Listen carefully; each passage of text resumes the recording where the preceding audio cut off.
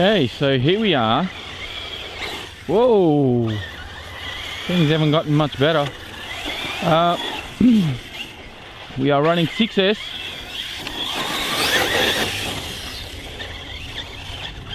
But what I've done is I've geared down from the 18 tooth pinion. Okay, I'm losing signal. What the hell happened there? I broke my spoiler again. Lost signal. That's weird.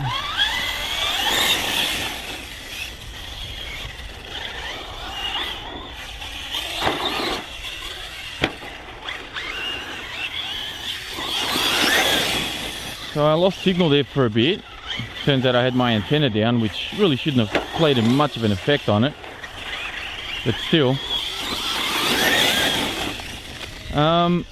One thing I've changed on the cars, I've gone from the stock Diff oil, which I think is 500 weight, because it was 500,000 weight, because it was so thick. And I've gone and put 300,000 weight. And I can tell you that the car is definitely a lot more drivable this way. Now, Hobby King does advise to change out the stock Diff, which has a 46 tooth spur, to the optional, which has a 49 tooth spur, and they give you a pinion, but the pinion is really small. Oops! Oh, nice. The pinion is really small, and it's only a 10 tooth pinion. I didn't like that idea. I thought it was going to be geared down way too low. So I decided to go with the stock spur, which is 46 tooth, not 49. And instead of using the 10th tooth pinion, I've gone for a 12 tooth pinion. So this has given me a little bit more legs, I think. And the car is definitely... Whoa! Ooh! Geez. My bad. I don't think I can flip this over. Oh! Yes, I can. Who said I can't? So the car is definitely a lot more... Oh, God. I'm not in my game today. Car is definitely a lot more drivable this way.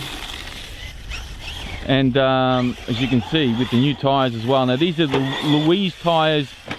I can't quite remember what they're called. I can't quite remember what they're called, but I'll have it up on screen, and I'll have a link in the video description. I got these from Hobby King as well, and they are making a world of difference. Now, the front and rear diffs are still stock, and I think that the oil in that is too thick as well. So that's going to be the next thing. Which basically means that when you do get this Truggy, you're going to have to open up all the diffs. You're going to have to change out all the oils. And tune it up a little bit, just loosen it up, because it was tuned just way too aggressively. I mean, yeah, it's great fun to bash, but eventually you do want to drive in a straight line, and it just wasn't allowing me to do that. Now, for 6S, I'm running the 4000 milliamp basher battery that Hobby King sell. Great battery that. I've used it, I had it for a while actually. Well, I've had one for a while. This is my second one.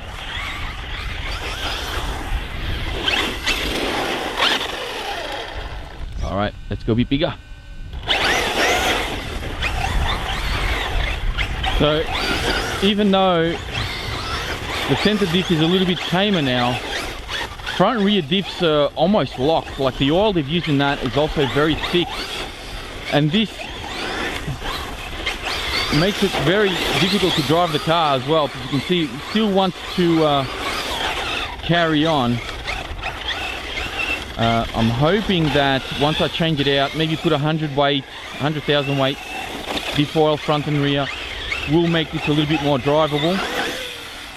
Oh, I don't know what happened there. I try to hit the brakes. My brakes are really weak. Oh, jeez. Come on. Nah, I have to go get it. One of the other things I've done as well is I've actually changed radios. And I'm using the Fly Sky radio at the moment that I've had for such a long time. It's this one. This was my first multi-channel or multi-memory remote that I bought almost 4 years ago. Well, actually, it's been about 4 years, I think. And yeah, I just wasn't enjoying the radio that I put on there. It was the Radio Link one, the one that's supposed to have the gyro. But I had that hooked up, that receiver was hooked up to a drift car, which was actually the Mission D drift car that I recently sold. And I must have had all the settings in that really messed up because yeah, I just couldn't get it to drive correctly, and I think switching over to this radio has been a blessing, because I feel like I'm in a lot more control. The car feels a lot less glitchy, so it's definitely working for me.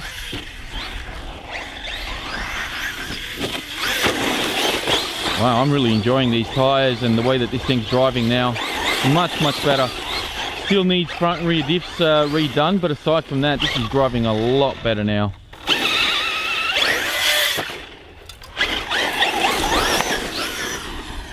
Wow, it drives so much better.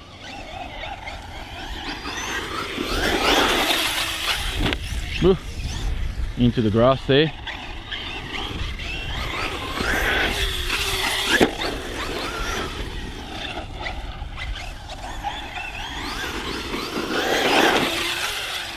Oh, I tried to hit the brakes, didn't quite, I think I need to turn up the brake strength, because it's just not, oh nice, it's just not anchoring the brakes as much as I'd like. Surprisingly, it didn't break anything, even with that hard landing.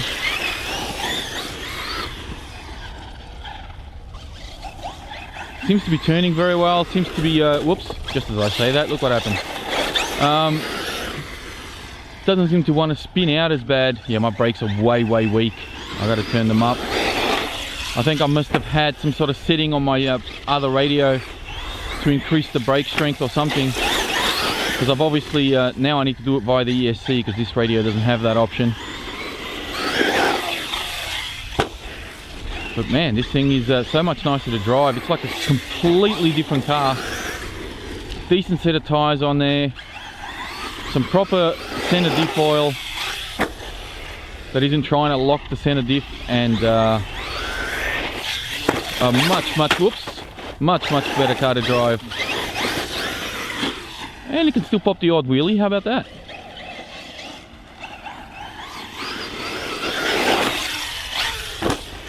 Very nice. Alright, let's do the big jump and finish this off.